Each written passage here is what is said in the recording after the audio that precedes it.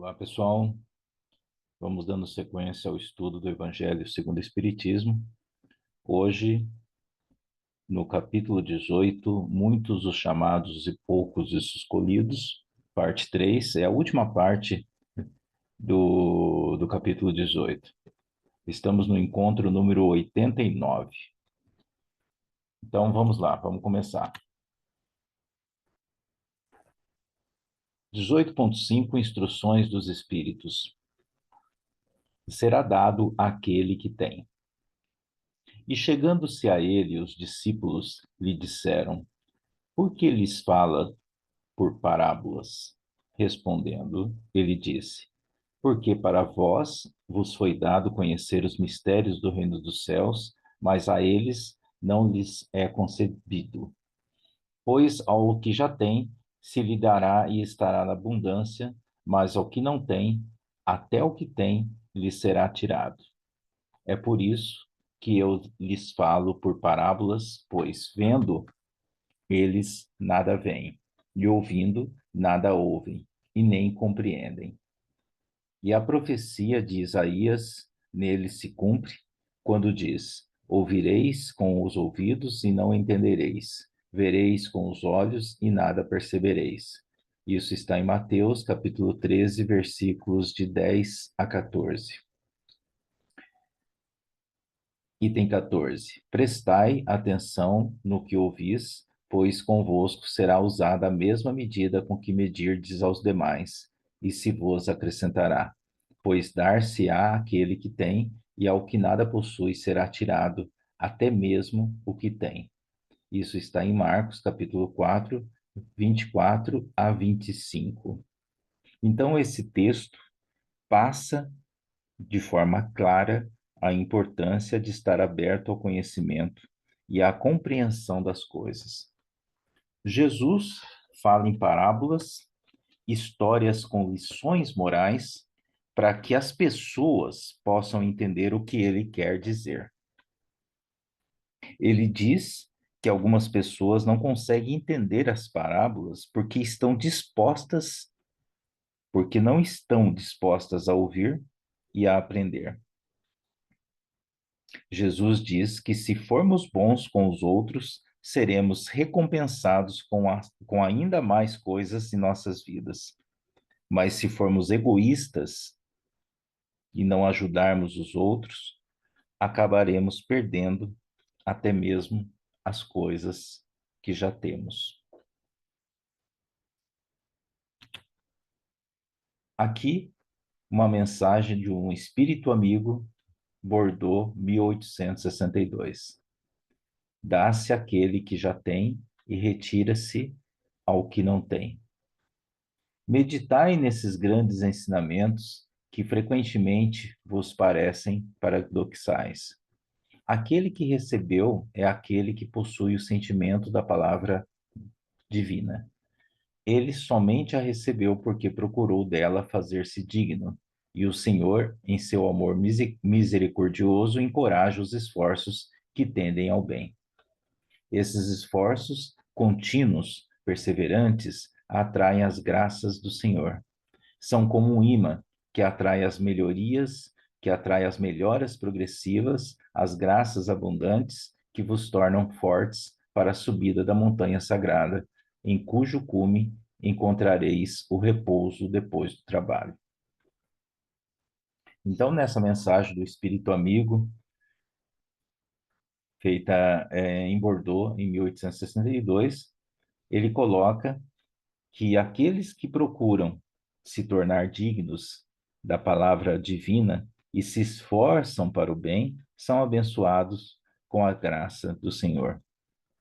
Ou seja, aqueles que buscam ativamente a verdade e a justiça recebem mais bênçãos e se tornam mais fortes.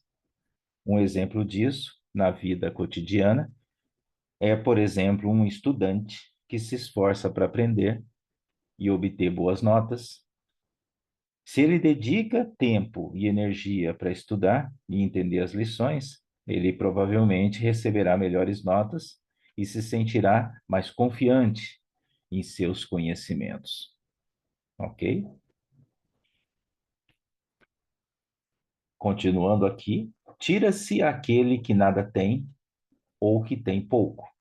Tomai isso como um ensino em sentido figurado. Deus não retira de suas criaturas o bem que se dignou conceder-lhes. Homens cegos e surdos, abri vossas inteligências e vossos corações. Procurai ver pelo Espírito, compreendei com a alma e não interpreteis de maneira tão grosseiramente injusta as palavras daquele que fez resplandecer aos vossos olhos a justiça do Senhor. Não é Deus quem retira daquele que pouco recebeu. É o próprio Espírito que, pródigo e descuidado, não sabe conservar o que tem e aumentar, fecundando-a, a migalha caída em seu coração. Então, meus amigos, essa passagem fala sobre a importância de valorizar aquilo que temos e de fazer o bom uso do que recebemos. Quando Jesus diz que tira-se daquele que nada tem ou que tem pouco, ele não está falando que Deus tira coisas das pessoas, mas sim que algumas vezes não sabemos valorizar e cuidar daquilo que recebemos. E acabamos por perder o que temos. Exemplo: se ganhamos algo e não cuidamos direito, podemos acabar perdendo ou danificando o presente. Ou, se temos uma habilidade natural para alguma coisa, mas não nos esforçamos para melhorar essa habilidade, podemos acabar perdendo o talento. É isso. Próximo slide. O filho que não cultiva o campo que o trabalho de seu pai conquistou, que lhe coube por herança, vê esse campo cobrir-se de ervas parasitas. É o seu pai quem lhe tira as colheitas que ele não preparou? Se ele deixou os grãos destinados a produzir nesse campo morrerem por falta de cuidado, deve ele acusar seu pai pela falta de produção? Não, não. Em vez de acusar aquele que tudo lhe deu, como se lhe houvesse retomado os bens, deve acusar-se a si mesmo, que é o verdadeiro autor de suas misérias, e que assim, arrependido e ativo, coloque-se a trabalhar com coragem.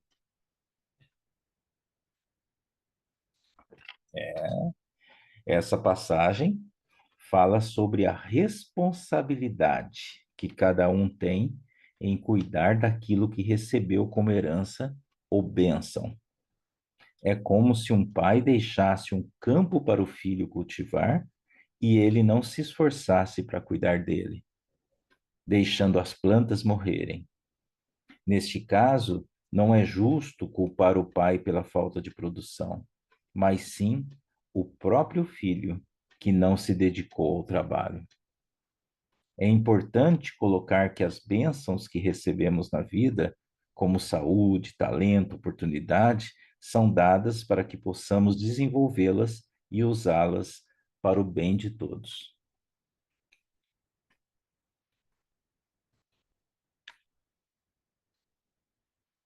Que trabalhe o solo ingrato com o esforço de sua própria vontade. Que trabalhe intensamente com a ajuda do arrependimento e da esperança. Que nele atire, com confiança, o bom grão que tiver escolhido entre os maus, e que o regue com seu amor e sua caridade.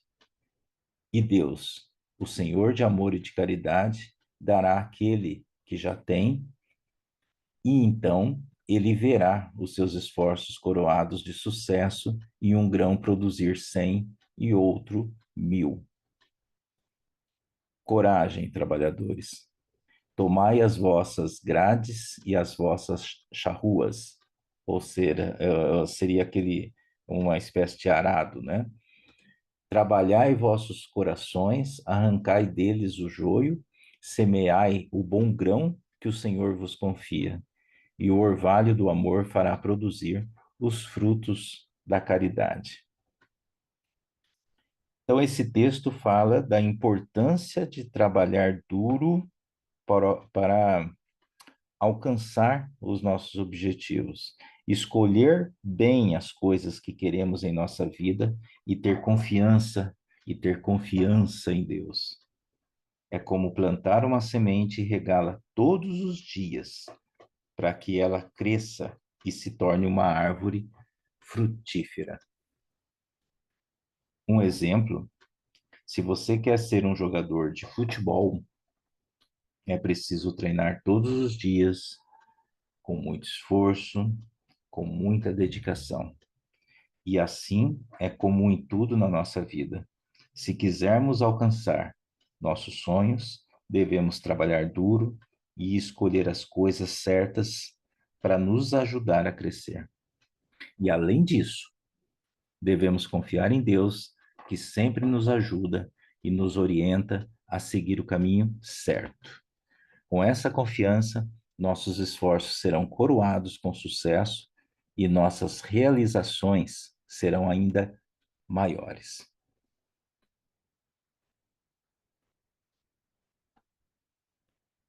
Reconhece-se o cristão pelas suas obras. Simeão, Bordeaux, 1863, item 16. Nem todos os que me dizem Senhor, Senhor, entrarão no reino dos céus, e sim aquele que fizer a vontade do meu Pai, que está nos céus. Escutai essas palavras do Mestre, todos vós que repelis a doutrina espírita como obra do demônio. Abri os vossos ouvidos, pois o momento de ouvir chegou. Basta trazer a libré do Senhor para ser um fiel servidor. Basta dizer eu sou cristão. Basta dizer eu sou cristão para seguir o Cristo. Buscai os verdadeiros cristãos e os reconhecereis por suas obras. Uma boa árvore não pode dar maus frutos, nenhuma má árvore dar bons frutos. Toda árvore que não der bons frutos será cortada e lançada ao fogo. Essas são as palavras do Mestre. Discípulos do Cristo, compreendei-as bem. Quais são os frutos que pode dar a árvore do cristianismo? Árvore poderosa, cujos ramos frondosos cobrem com sua sombra uma parte do mundo.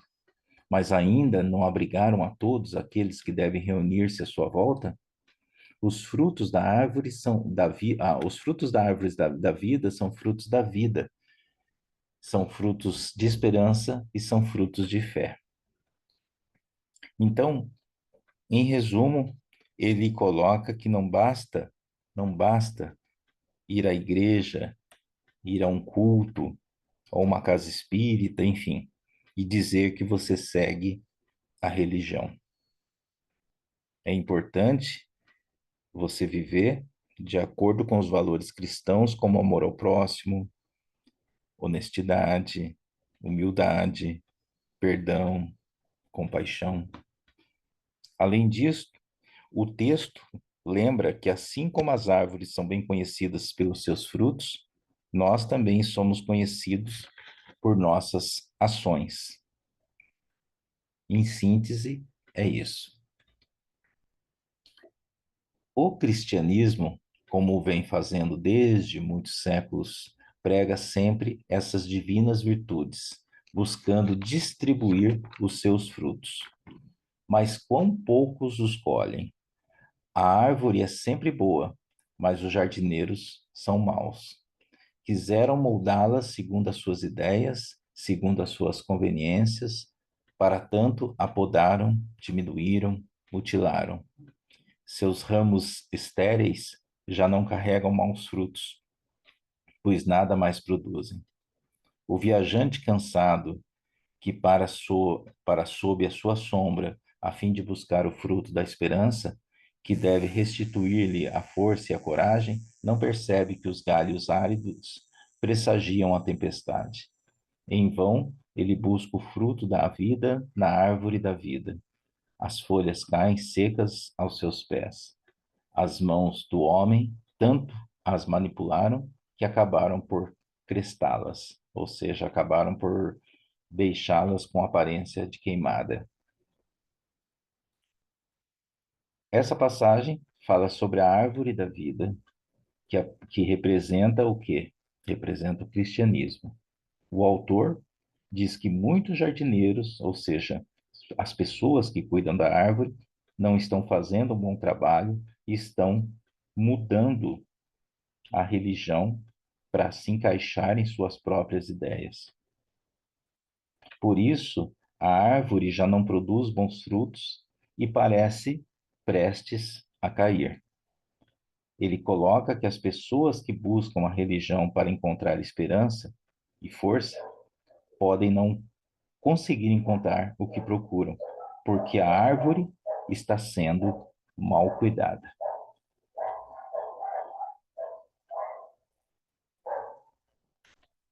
Abri então vossos ouvidos e vossos corações, meus bem-amados.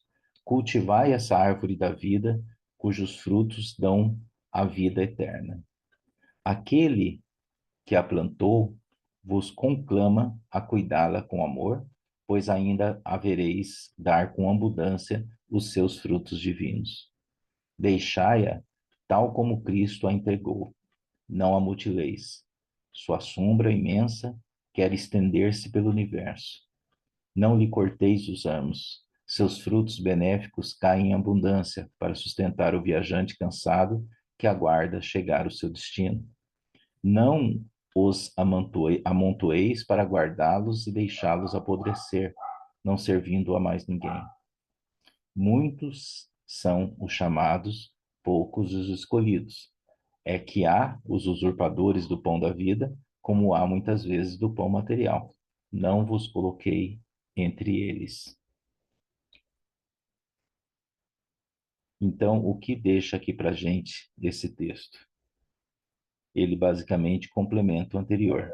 Ele pede que essa árvore seja cuidada, pois ela é muito importante. Essa árvore já foi podada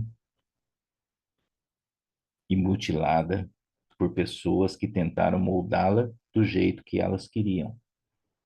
Por isso é importante que a gente não corte mais os galhos dessa árvore e deixe ela do jeito que foi entregue por Jesus. E aqui, nesse slide, ele coloca o seguinte: a árvore que carrega bons frutos deve distribuí-los para todos, e de buscar aqueles que estão cansados. Trazei-os sob os ramos da árvore e partilhai com eles o abrigo que ela vos oferece. Não se colhem uvas dos espinheiros. Meus irmãos, afastai-vos daqueles que vos chamam para vos mostrar as pedras do caminho, e segui os que vos conduzem à sombra da árvore da vida. O divino Salvador, o justo por excelência, disse, e suas palavras não passarão. Nem todos os que dizem Senhor, Senhor, entrarão no reino dos céus, e sim os que fazem a vontade do meu Pai, que está nos céus. Que o Senhor de bênção vos abençoe, que o Deus da luz vos ilumine, que a árvore da vida vos entregue os seus frutos com abundância. Crede e orai. É isso. A árvore da vida representa a bondade e a generosidade, compartilhando seus frutos com todos os que precisam. Devemos seguir aqueles que nos levam ao bem e evitar aqueles que nos levam ao mal. As palavras de Jesus nos ensinam a fazer a vontade de Deus e a ajudar os outros. É isso. E a gente finaliza o capítulo 18 e na próxima semana a gente começa o capítulo 19, A Fé que Transporta Montanhas, parte 1. Que Deus, com a sua infinita bondade, proteja os seus caminhos, que direcione nas suas intuições e que seja uma semana abençoada a todos. Até mais.